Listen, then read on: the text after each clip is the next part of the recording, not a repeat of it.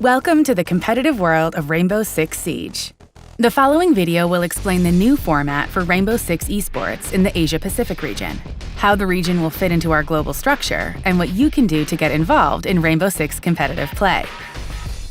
First off, let's set the scene. Globally, 4 regions compose the Rainbow Six esports program: North America, Latin America, Asia-Pacific, and Europe. Each region has its own dedicated competitive format that we'll dig into a little later. On a global scale, the Rainbow Six esports program refreshes every year. 1 year equals 1 season, running from March to the following February. The 4 independent regional leagues run from March to December. These leagues are divided into 3 stages. At the end of each stage, the top 4 teams from each region will qualify for the Six Major, a global competition featuring the top 16 international teams. Depending on their ranking in the regional leagues and the majors, teams will earn points for the global standings.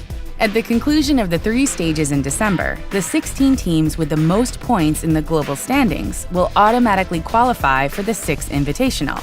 4 extra teams will have one last chance to qualify for the competition through regional open qualifiers, making the Six Invitational a 20-team competition, the most prestigious Rainbow Six esports event, and a chance for teams to dominate the global stage and prove they are the best in the world.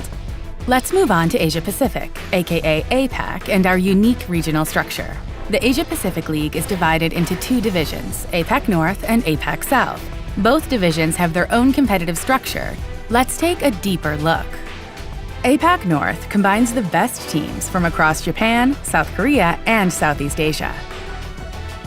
They compete in a single online league composed of the same 12 teams for the entire season. Each stage consists of these teams facing off for 10 playdays spread across 5 weeks. The tournament will play out in a variation of the Swiss system.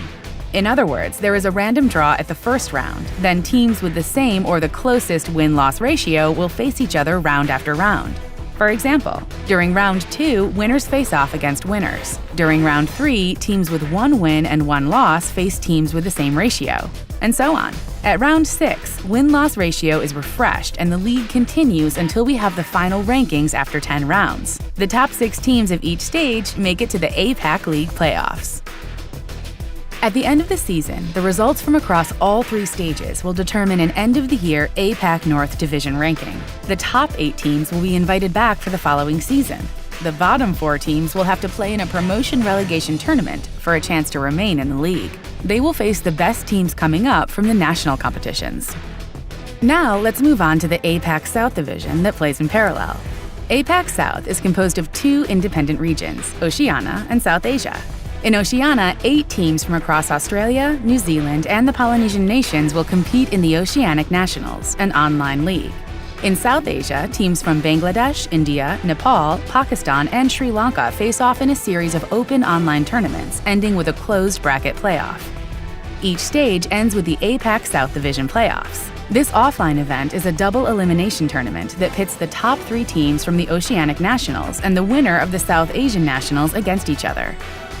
The top 2 teams left standing will join with the 6 APAC North rivals that we mentioned earlier to the Asia-Pacific League playoffs. At the end of each stage following a double elimination bracket format, this online tournament will determine which teams out of the 8 will advance to the majors and have the opportunity to compete under the global spotlight. The teams placed 5th to 8th will score points for the global standings. In parallel, the top 4 teams will qualify for the Six Major, and depending on their final placement in this competition, will also earn points for the global standings. Stages 2 and 3 will follow the same model. In APAC, we also want to determine who the best team in the region truly is. In November, the rankings of the 3 stages are combined to form the final rankings of the season within the region. The top 4 teams will battle it out for the title of APAC Champion and glory in the Asia-Pacific region during a special LAN event. Becoming the APAC champion is the ultimate goal, but before getting to the top, teams need to prove their skills through the national system. All national tournaments create the foundation for the Rainbow Six ecosystem, providing pathways through the grassroots scene into the regional leagues. From there, any player and team can make their mark at the majors and finally, the Six Invitational. The APAC Rainbow Six esports program focuses on creating a player-first experience, allowing each and every player the chance to compete from a local community tournament to the biggest stage of Rainbow Six esports, the Six Invitational. It's yours for the taking. Join us by watching our weekly broadcast or competing in the official competitions.